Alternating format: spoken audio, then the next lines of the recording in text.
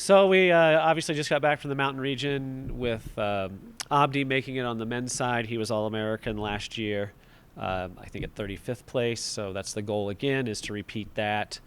It's been very rare that we've had multiple men be All-American continuous years for us recently. So that'd be a huge accomplishment for him. And then the women, we did hold out two runners on the women's team at the regional, and they were training in Provo. And they will join back in the team this next weekend. So we held out Stephanie Parsons and Adva Cohen, and they'll go back into the lineup. Do you feel like you're going in with a head of steam, Coach? Yeah. I mean, we're in a good spot. There's no, knock on wood, no illness. We did have some illness after the conference meet where some kids had the sniffles, and that's gone through our team now, which is good.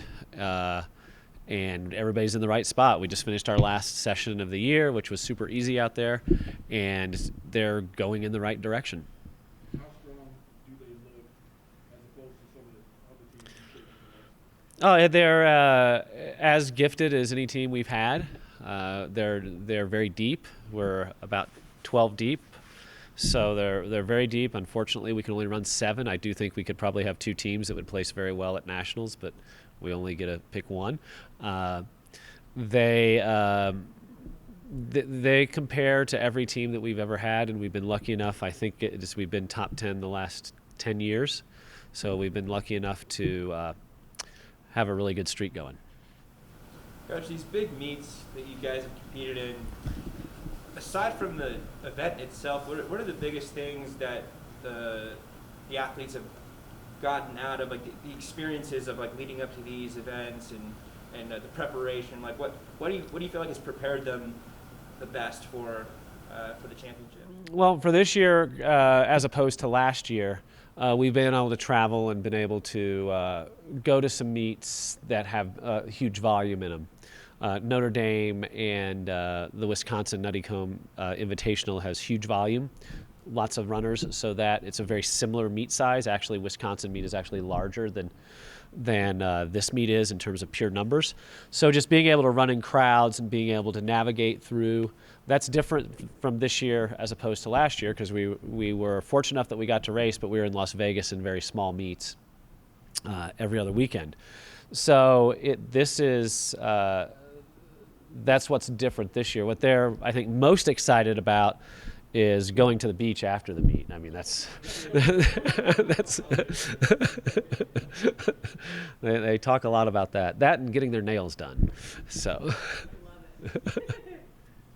I am not the coordinator of nails.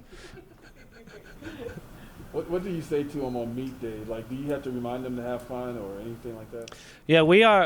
Anybody that's been around our team for a long time, our team meetings last about 2 minutes.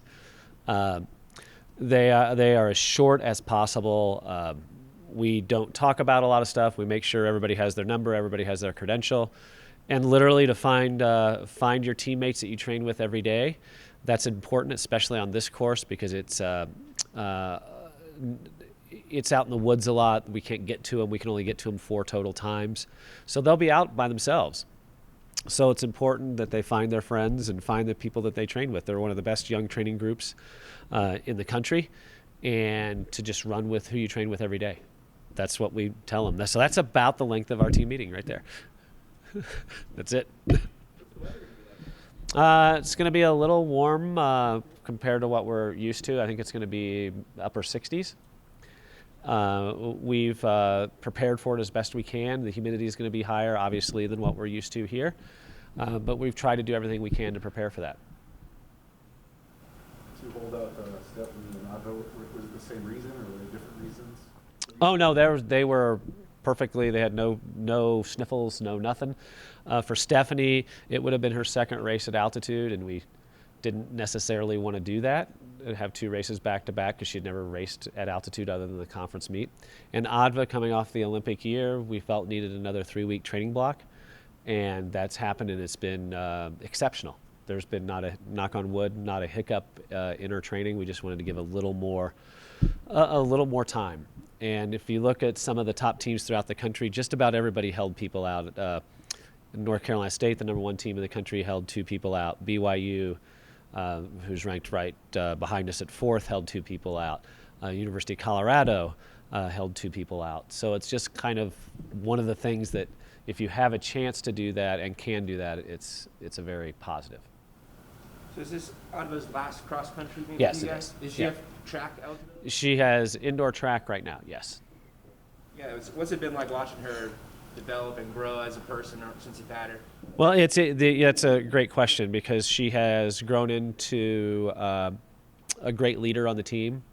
When she came into the team, we had Wayne and Edna and some pretty elite level people in Charlotte, Prowse, and she's grown into a leader on the team, and the women look up to her, and that's been positive to see her to grow into that position. And what's unique about it is our team has had different number 1 runners most of the time this year. I think we had a different one this last weekend in Gracelyn Larkin, who has not been our top runner, and Adva's just there cheering him on and encouraging him, and she's in a great spot right now. So just seeing her growth and development as a young woman has been incredible.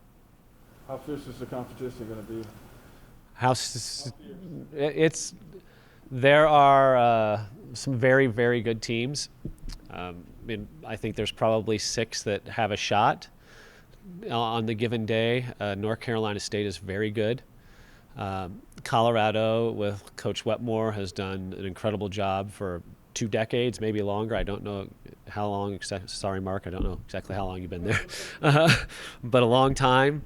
And BYU with Diljeeta's, they've gotten better and better. And then you have us, and Alabama and Minnesota are all super solid teams. And what's going to happen is somebody's going to hit it, and have all runners hit, and they're going to win. And one of those teams, unfortunately, somebody's not going to hit, and they're going to fall down the ranks. And last year, that was us, placing 6th. So that was we didn't expect that last year. It happened. Boy, we were in a good position with 3 minutes left, but that last 3 minutes just wasn't fun. So that's going to happen to somebody, and hopefully it's not us. Joe, the bottom half of your group, Uh-huh. it seems like of all the great teams that you've had, and they've been great ones, that group could win this meet for you this year if they are as good as they could be. Is that accurate, and how important are they? Well, yeah, the depth is super important, and our spread 1 through 7 is 1 through 5 is obviously important, but 1 through 7, there was a couple of years ago where I don't remember exactly who it was. I think it was I don't want to, but there was the team championship was won by 2 points or 1 point. So that's literally me passing Steve, and that's the flop. That was it. So that back end is important, and the unique thing about this is I don't know who our back end's going to be. I don't know who that's going to be, and I know if our first runner can cross whoever that is on the given day in a good position, I know the rest of them are going to be close behind, hopefully. At least that's the way it's been all year. Joe, Yeah. back to Adva, how were you able to recruit her here? She's a steeplechaser, and at the time, Courtney Frericks had just graduated. She was at junior college in Iowa, and we had Charlotte Prowse, and we've had very good success in the steeplechase, and she wanted to go to where she felt like she could develop the most. So that's how we recruited her. I don't remember who that came down to, but she decided pretty early to come to us, and it was done. I was noticing you have quite a bit of international runners Mhm. in the cross-country team. Can you talk about your ability to connect with those runners? Well, sure. All runners want to go where they think that they can evolve to be the best they can be.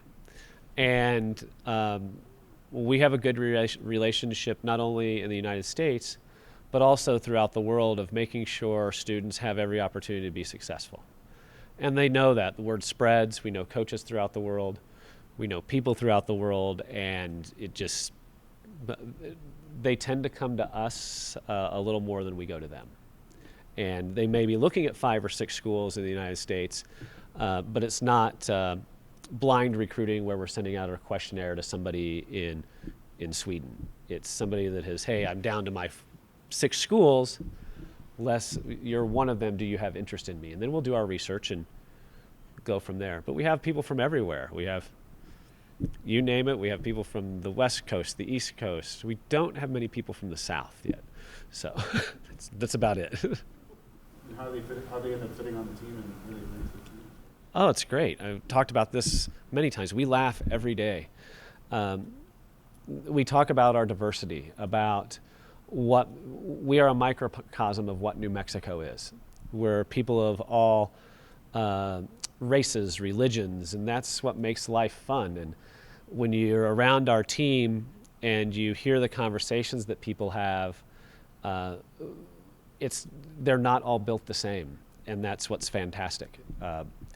I would be bored out of my mind if everybody were the same. It would not. Can't imagine that. That's not what we want. That's not who we are. We embrace individuality. We embrace culture.